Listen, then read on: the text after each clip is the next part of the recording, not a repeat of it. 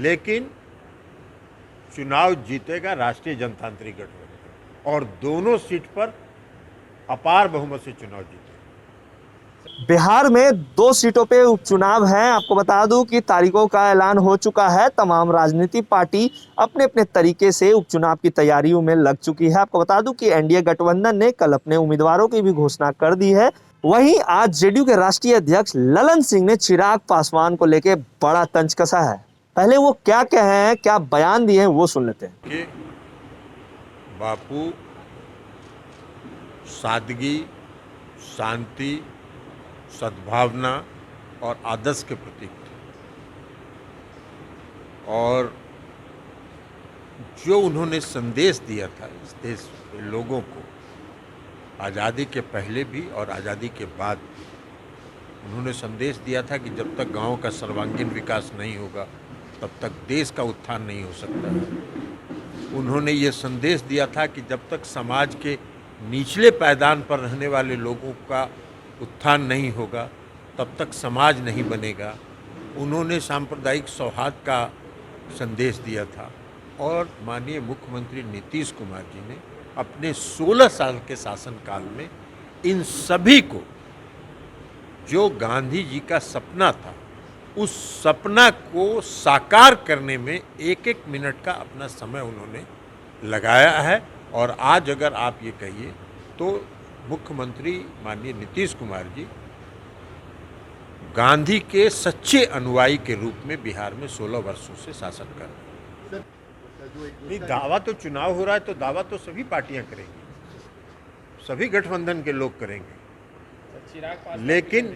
लेकिन चुनाव जीतेगा राष्ट्रीय जनतांत्रिक गठबंधन और दोनों सीट पर अपार बहुमत से चुनाव जीतेगा। सर, चिराग पासवान भी कैंडिडेट उतारे हैं। वो तो उम्मीदवार हैं, पार्टी चला रहे हैं तो पार्टी चला रहे हैं तो उम्मीदवार उतारेंगे, तो इसमें कहाँ किसी को रोक है। जो 10,000 रुपया 25,000 रुपया जमा करेगा उसको नॉमिनेशन करेगा, इसमें क्या दिक्कत है। तो आपने सुना, सीधे तौर पे चिराग पासवान को लेके जेडीयू के राष्ट्रीय अध्यक्ष ललन सिंह ने कहा है कि हाँ, नया नया पार्टी बनाए हैं तो ठीक है, 10, 20, 50 हजार के लिए अगर उम्मीदवार उतारने जा रहे हैं तो कोई बड़ी बात नहीं है।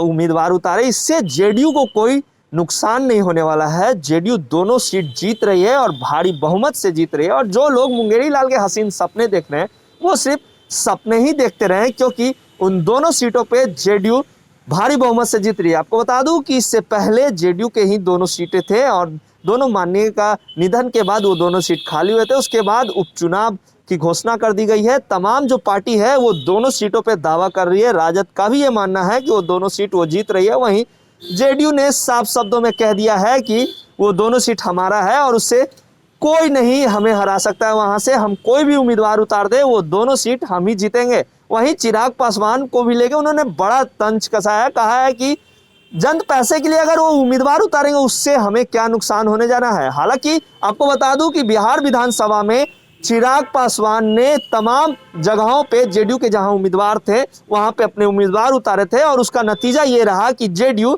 71 सीटों से आकर 43 सीटों पे आ गए और कहीं ना कहीं डैमेज जो था वो चिराग पासवान की पार्टी ने किया था। अब देखने वाली बात है कि जिस तरीके से लगातार जेडीयू ये कह रही है कि दोनों सीट हम जीत रहे हैं और भारी बहुमत से जीत रहे हैं और पूरी तरह से दावा कर रहे हैं, वहीं चिराग पासवान ने भी कह दिया है कि हम उम्मीदवार उतारेंगे और दोनों सीट हम जीत के लाएंगे। अब देखने वाली बात है कि कौन इस उपचुनाव में बाजी मारता है। जहां एक तरफ आरजेडी का भी ये कहना है कि दोनों सीट हमारा है, हम जीत रहे हैं, वहीं जेडीयू भी कह रही है दोनों सीट हमारा है। अब कौन इस चुनाव में बाजी मार रहा है ये तो आने वाला वक्त बताएगा और जिस दिन ये रिजल्ट होगा उसी दिन ये पता चलेगा कि आखिरकार ये दोनों सीट किसके खाते में गया। इससे जुड़ी तमाम खबरें लाइव बिहार देते रहेगा। अभी के लिए इतना ही, नमस्कार। लाइव बिहार यूट्यूब पर सब्सक्राइब और फेसबुक पर लाइक जरूर करें।